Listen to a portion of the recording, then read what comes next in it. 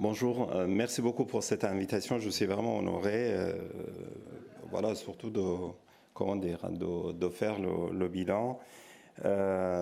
J'avais fait des diapos. Si vous pouvez me faire passer les diapos. Le suivant, s'il vous plaît.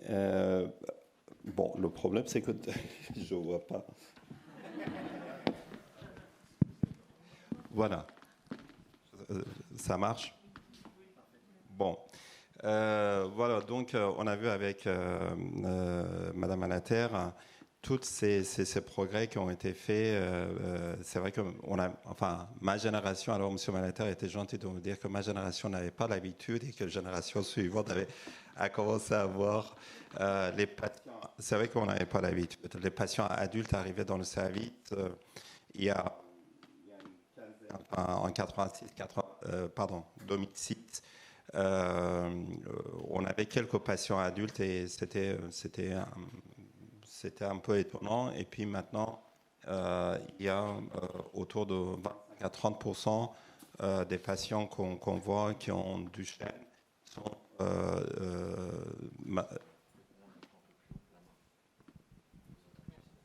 voilà, c'est mieux comme ça. Ce sont les formes adultes. Et effectivement, comme vous l'avez dit, donc il y a des, des choses qu'on ne connaissait pas en ce qui concerne par exemple les troubles urinaires, les troubles digestifs, toutes ces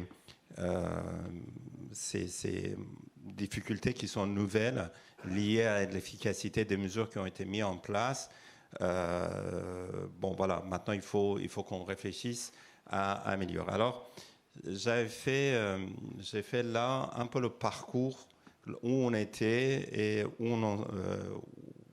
on vient de voir où on en sommes et puis quelques mots pour le futur. Donc, première description, 1870. Quasiment, enfin, pile poil, 100 ans après, bon, pendant 100 ans, peut-être on a un peu décrit la présentation clinique, le phénotype, mais pas grand-chose passé. Et puis,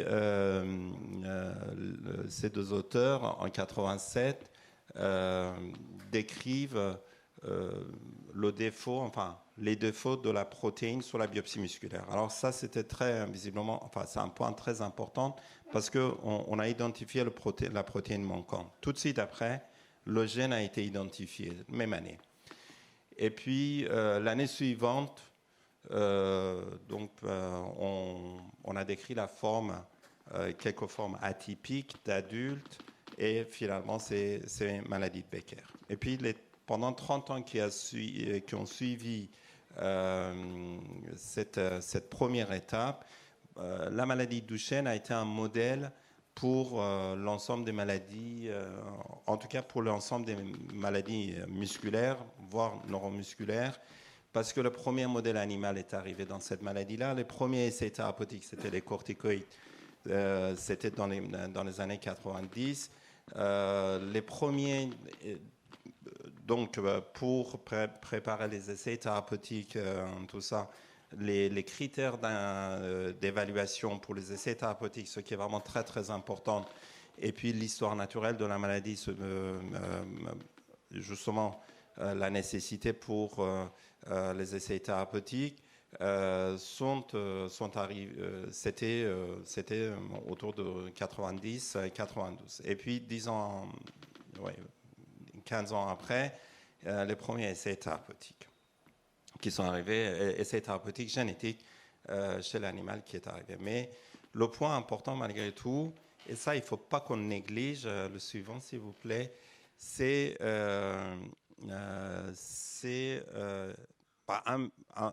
des médicaments qu'on connaissait, qui étaient sur le marché, qui est très simple, pas cher, enfin tout ce que vous voulez, c'est le corticoïde.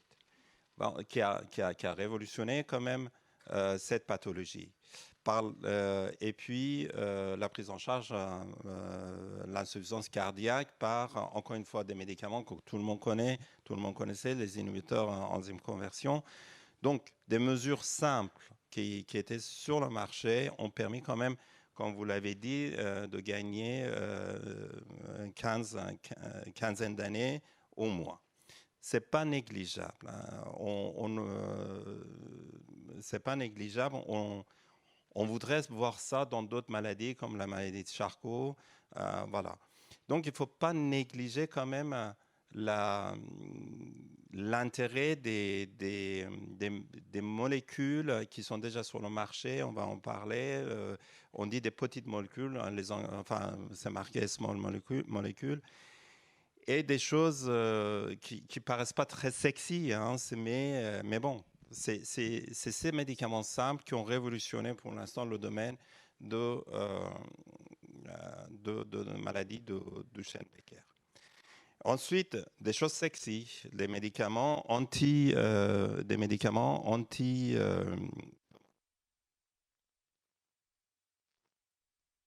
Maintenant, vous connaissez avec le Covid l'ARN. En tout cas, sur la traduction de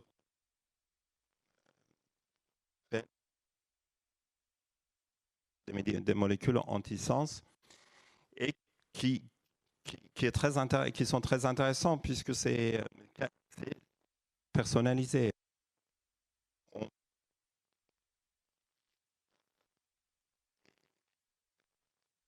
Des mutations particulières. Chez un patient, c'est 41, chez l'autre patient, c'est 42, donc ce n'est pas le même médicament. Chez un patient, c'est 53. Voilà.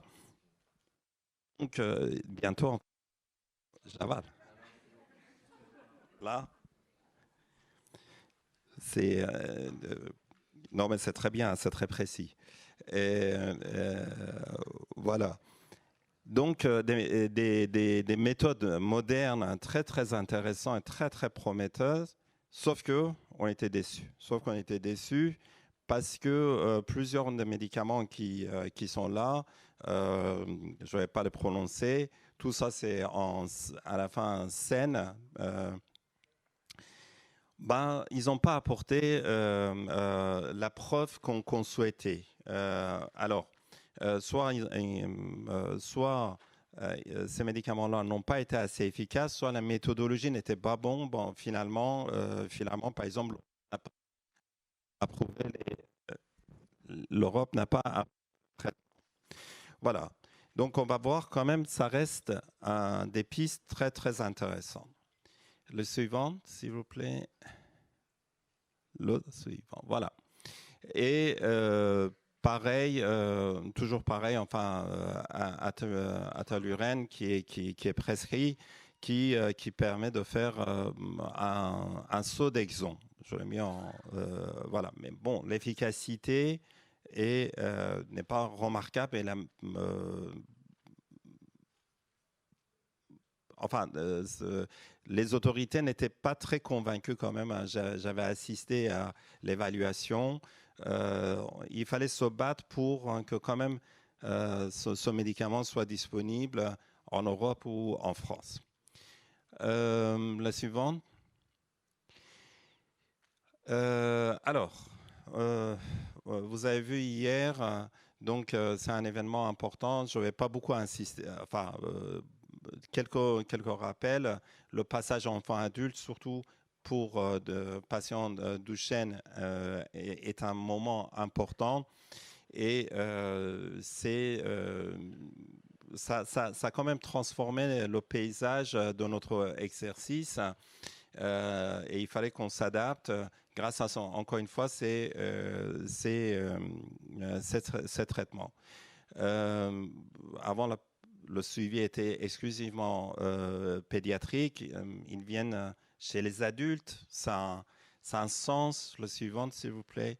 Et que ça devient... enfin, le patient pédiatrique devient un sujet adulte. Du coup, c'est lui qui décide. Ce n'est plus les parents. C'est un changement de statut, comment dire, délicat pour toute la famille. Et puis, on peut voir des situations où donc, le jeune adulte prend les décisions de ne pas prendre le médicament, de ne pas être suivi. Enfin bon, qu'il faut respecter ces décisions. Donc c'est un moment délicat aussi parce que ça met il y a un risque de rupture. Donc on apprend, on a appris, on améliore. À Marseille, par exemple, on fait des consultations communes pendant plusieurs séances avant que l'adulte soit transféré dans le service. Voilà. Vous l'avez vu hier, je passe rapidement. Suivante. Donc l'état positif, maintenant après les points de risque, donc c'est un moment important, le passage de flambeau, recentrer le dialogue avec lui, s'appuyer sur les informations par rapport à sa santé, réinterroger son histoire, ses besoins, ses priorités, son consentement, et puis, encore une fois, respecter son indépendance. Il y a des questions que l'enfant ne l'a pas, mais l'adulte l'a, toute une vie sexuelle. Enfin bon, questions sexuelles, voilà. Suivant. Alors, quelles sont les perspectives pour ce jeune adulte? C'est prise en charge de douleur, maintien d'une vie sociale, comme je vous ai dit, par l'emploi des patients qui ont actuellement un emploi, qui ont un emploi, les sorties, les transferts, comme je vous ai dit, vie intime, et puis le regard sur la société qui a changé. Encore une fois, c'est un adulte. Suivant. Alors maintenant, le futur. Le futur, qu'est-ce que c'est? Donc, grâce à tous on le vit, ces événements maintenant. On est très content de l'évolution, mais c'est clairement pas suffisant. On est d'accord.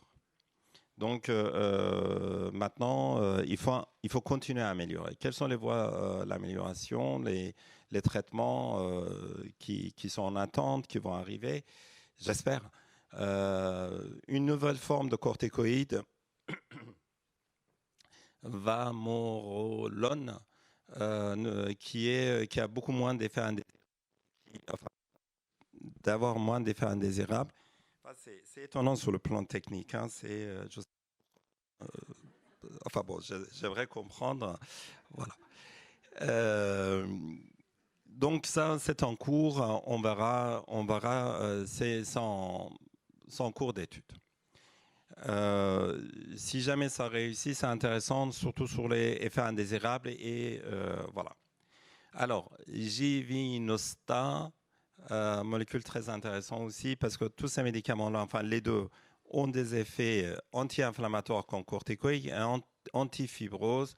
Donc, il y aura une communication de presse demain sur cette molécule-là. Donc, on verra.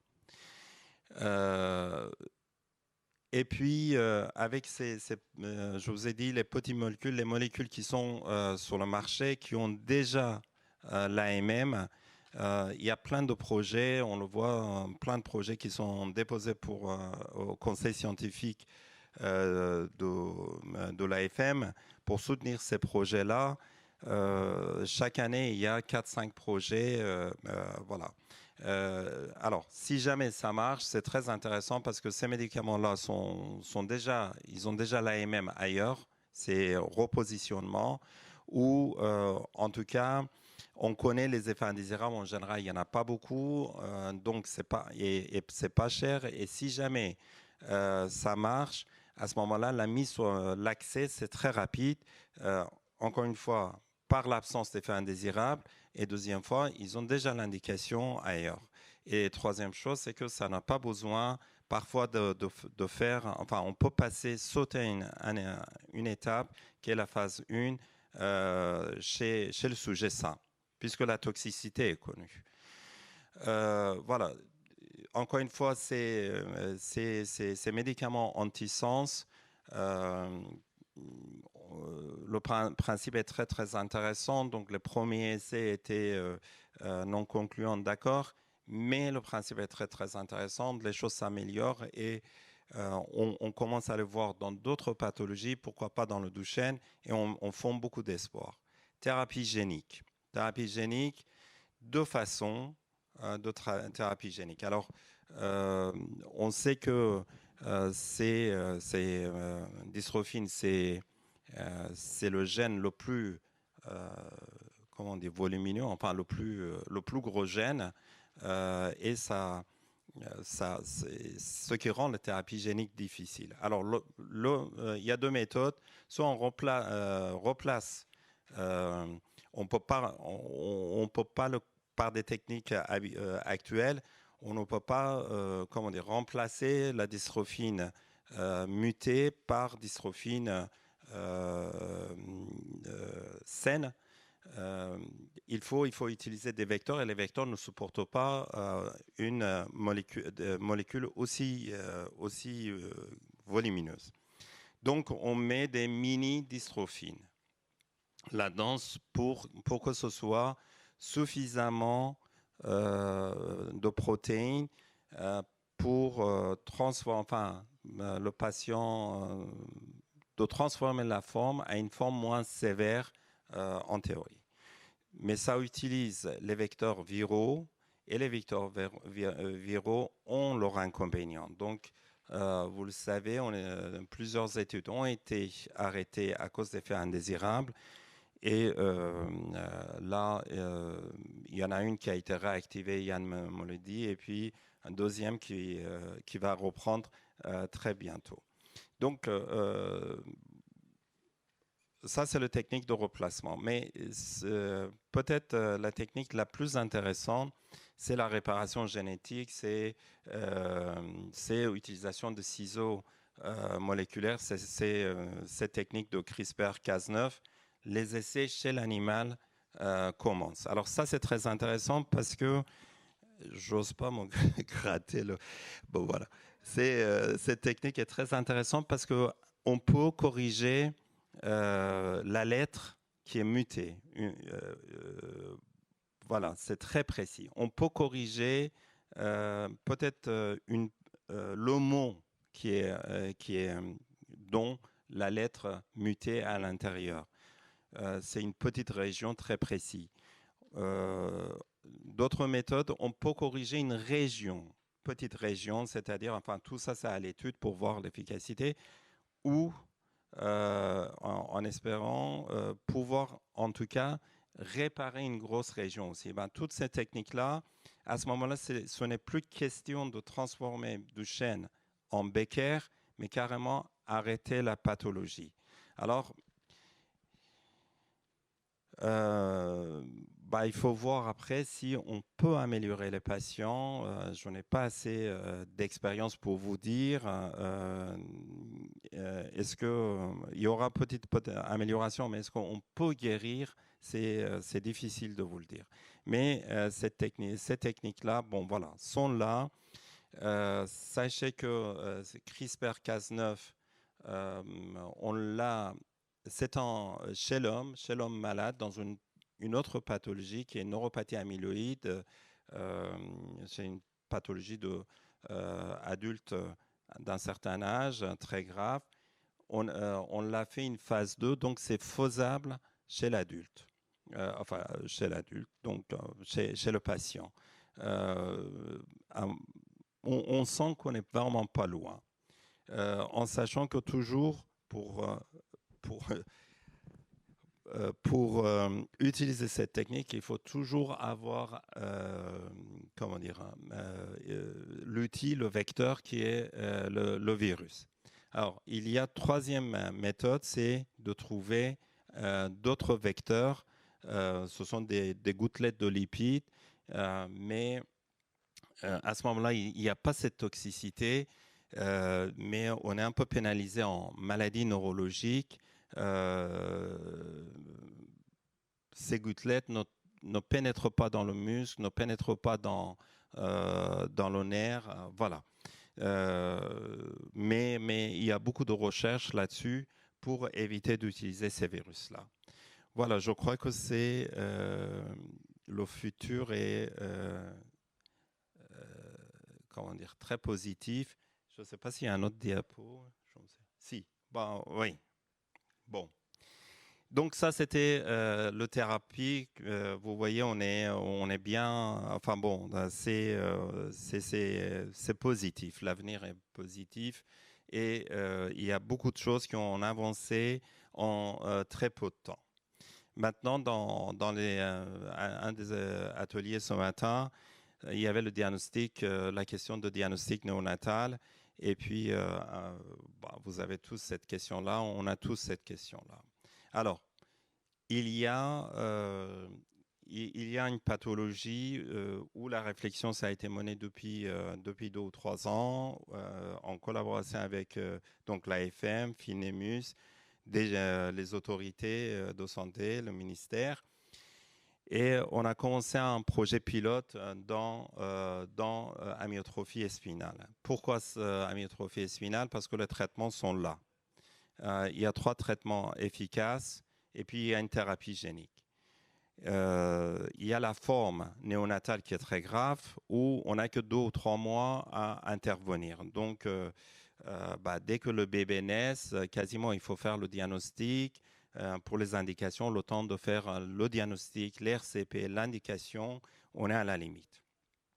Donc, pour gagner du temps et pour évidemment donner le traitement adéquat.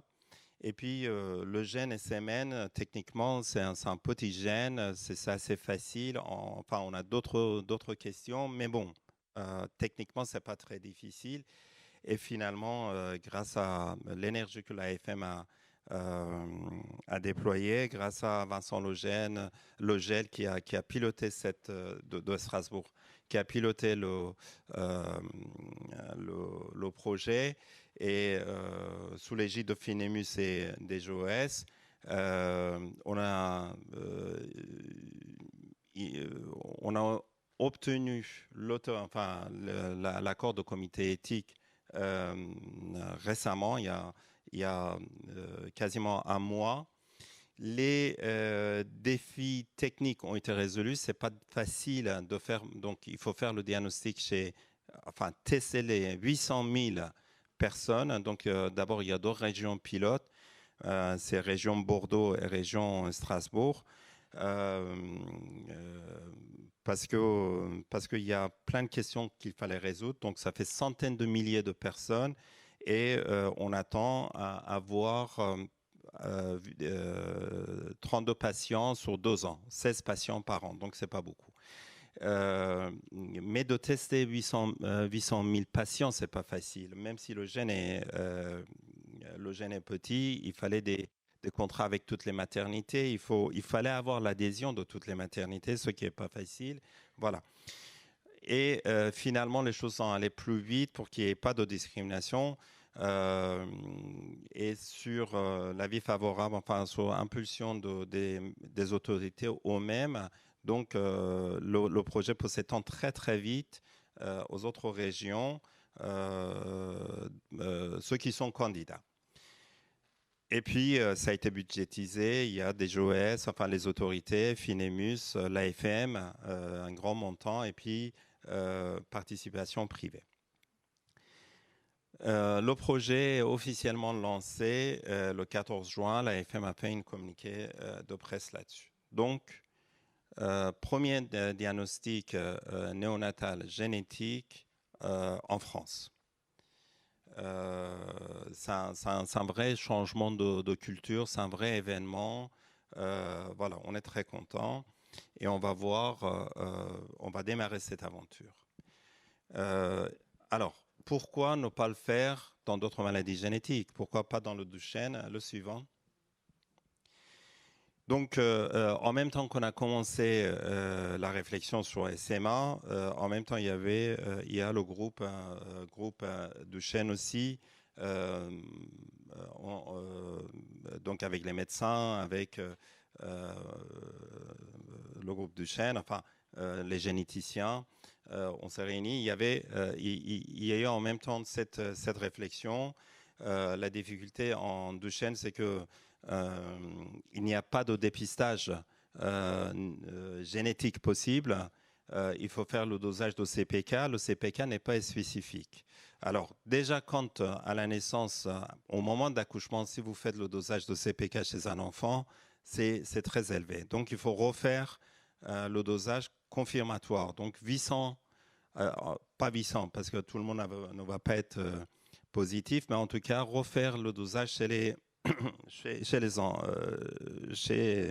les enfants qui ont cette maladie. Donc, il y a une période d'angoisse pour les parents. Ensuite, le CPK élevé ne va pas dire que le patient a une maladie de Duchenne. Hein. Il y a une, je ne sais pas combien de pathologies peuvent être en cause. Donc, pour une partie, donc on va tester le Duchenne, mais il y a plein d'autres maladies, donc il faut faire panel de gènes, et là, techniquement, ça devient très difficile. Troisième chose, c'est que finalement, il n'y a pas cette urgence qu'il y avait pour SMA parce que la pathologie démarre vers 3 à 4 ans, donc on a le temps de faire le diagnostic. Voilà. Et enfin, l'argument fort contre, c'est une absence totale. D'accord, on fait le diagnostic néonatal, mais qu'est-ce qu'on va faire? Donc, il y a les mesures symptomatiques actuellement. OK, mais il y a des mais. Il y a des mais parce qu'il y a une errance diagnostique. On ne fait pas le diagnostic à 3 ans. Hein, donc, on a vécu des histoires. Enfin, vous, certains d'entre vous, vous avez vécu des histoires et nous, on est informés des histoires avec parfois harcèlement à l'école. Enfin, bon. Donc, il y a une errance diagnostique. Même si on améliore la formation, cette errance existe. Deuxième chose, les techniques évoluent très vite, mais très vite. Quand on a commencé par SMA, c'était impossible. Bon, au bout de 2 ans, c'est devenu possible. Troisième chose, c'est que je vous ai parlé de traitement. Ils vont arriver, peut-être ils vont arriver dans 1 an, peut-être ils vont arriver dans 5 ans, mais ils vont arriver. Et ces procédures administratives, alors, c'est hyper long, ça prend 10 ans. Il y a des diagnostics néonataux qui sont en cours de discussion, enfin, qui n'ont pas encore leur utilisation, où les démarches ont été lancées plus de 10 à 15 ans. Alors, ne faut-il pas préparer maintenant les choses, d'être vraiment prêt le jour où le traitement arrive, appuyer sur le bouton. Donc, voilà un peu l'idée. Donc maintenant, il faut résoudre le problème technique. C'est un vrai obstacle. Il faut résoudre quelles sont les stratégies qu'on peut avoir pour diminuer les délais d'attente, diminuer le risque de laisser d'autres familles qui n'ont pas, enfin, la pathologie n'est pas Duchenne, enfin, dans la nature. Voilà. Mais il faut qu'on intensifie, en tout cas, il faut qu'on intensifie la réflexion, les moyens, pour que le jour où ça arrive, on n'attend pas 10 ans de délai d'administratif. Voilà l'état de réflexion. Ah, ça tombe bien, j'avais fini.